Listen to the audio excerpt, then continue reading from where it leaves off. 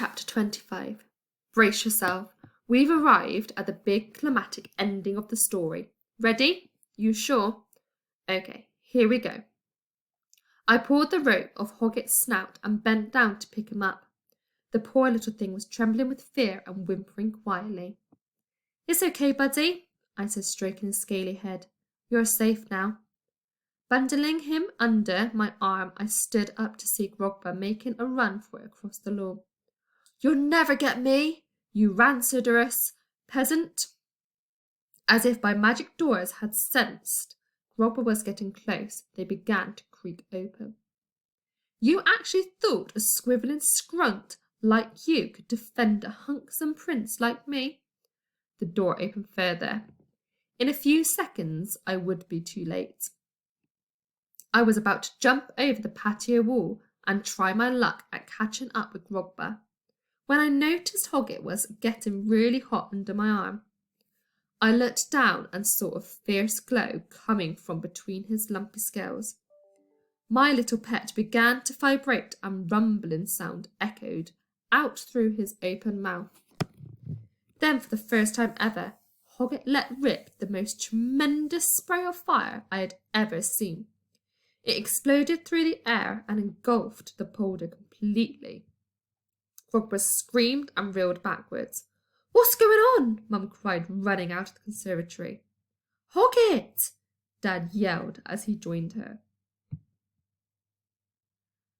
I couldn't turn round with Hoggett shooting fire through the air, but I could hear the sound of the hotel guests and the pirate crew assembling behind me. Look at him go! Clematis shouted. Stupendous! Keep Hoggett aimed at the right direction, Frankie, Mum told me. Melt that boulder, said Dad. I could feel he was practically hopping with excitement. The night air began to fill with sour burning smell as the boulder started to glow yellow, then purple, and finally white. It's gonna blow, the Molar sisters wailed. Fizzle! It's good and proper, Frankie. Grogba was frozen to the spot with a look of terror on his face. He watched as great globs of molten rock started pouring down the sides of the escape route and splashing on the scorched earth. Hath anyone got marshmallows? The Molar sisters continued as blop, bloop, gloop, plop.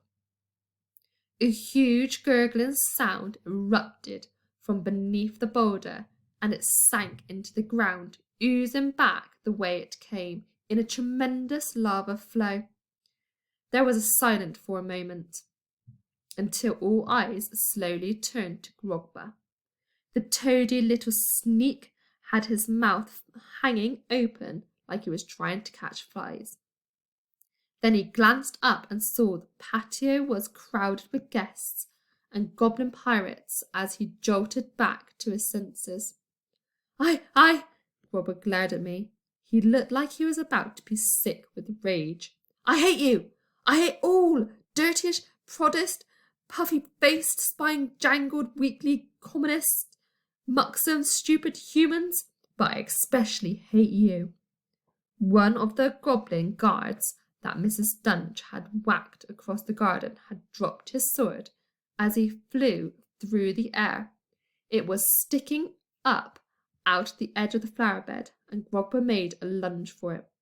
I'm going to poke holes in you and your manxome little dragon, and use you as a tea strainer, the prince screamed.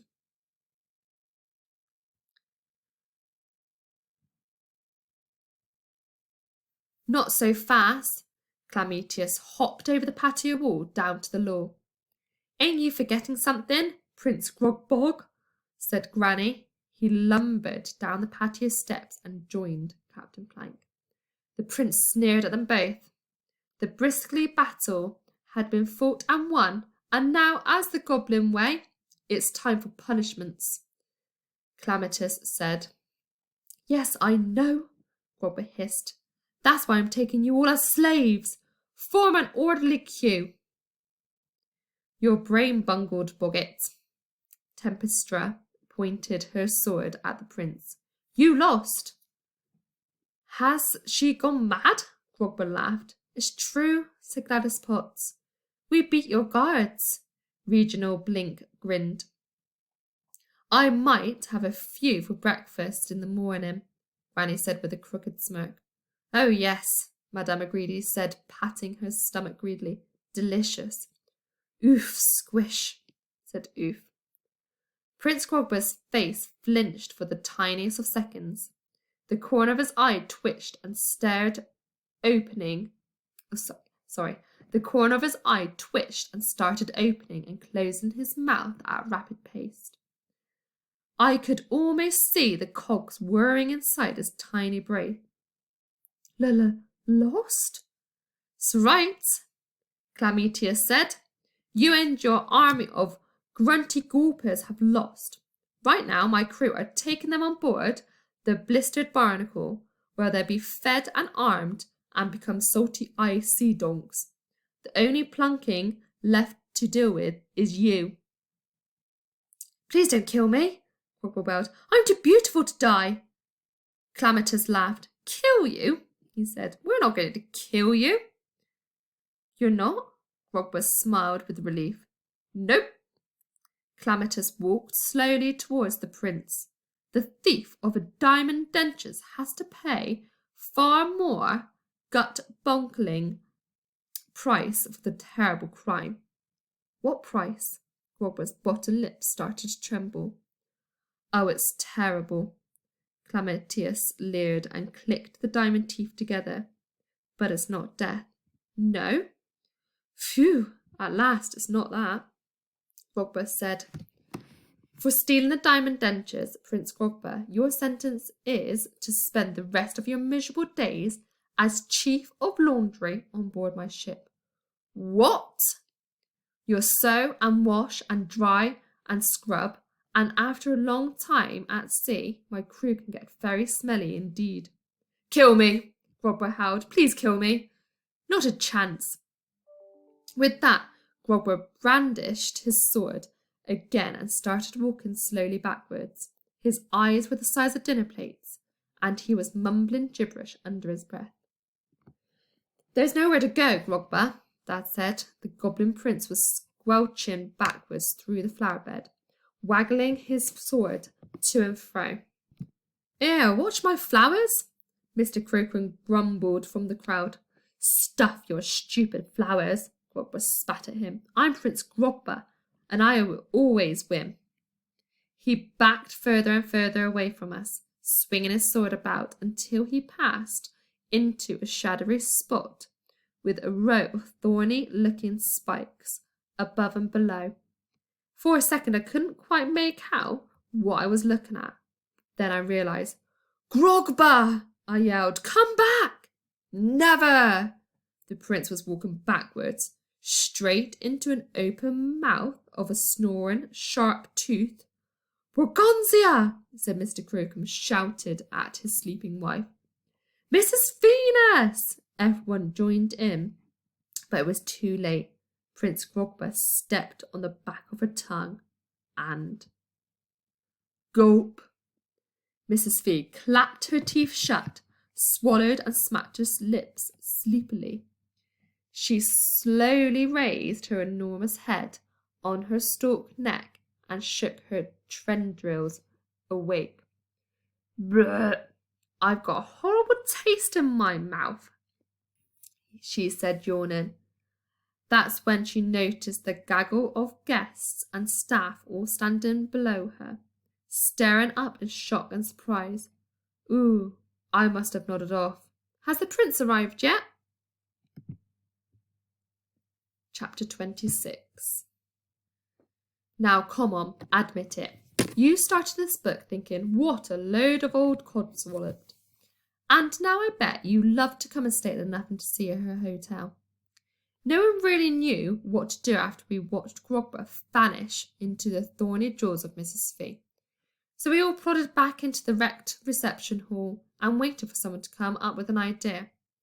Nancy brought everyone mugs of steaming stag beetle tea, and we scruffed about in the dust and the rubble looking a bit bamboozled. It was Granny who finally broke the silence. Right, that's enough, she barked. Clear off.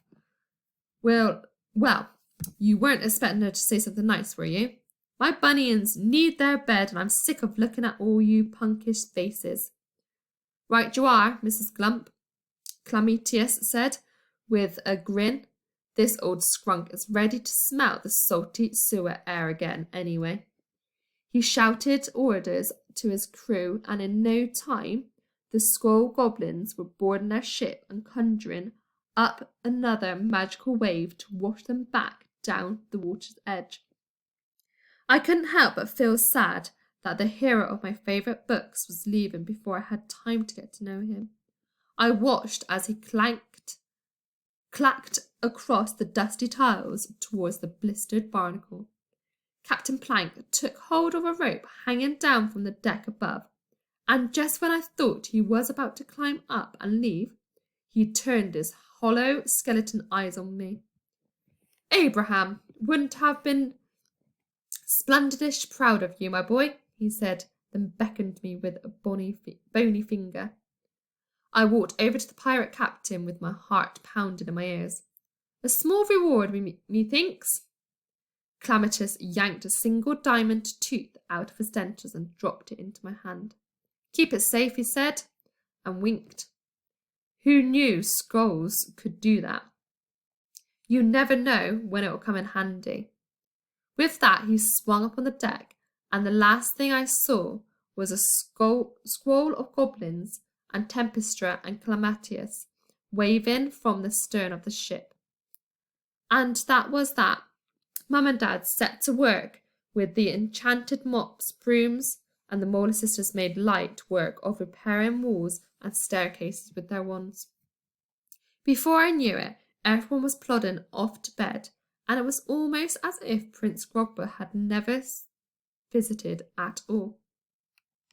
Don't forget that I told you right back at the start there was some kind of mega drama happening at the Nothing to See Here hotel. So that was a pretty average day for most of us.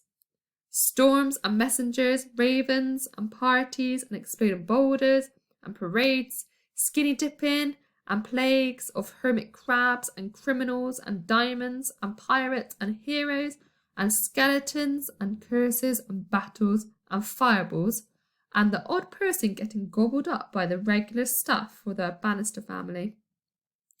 Here were weird is the new normal. Still fancy coming to stay?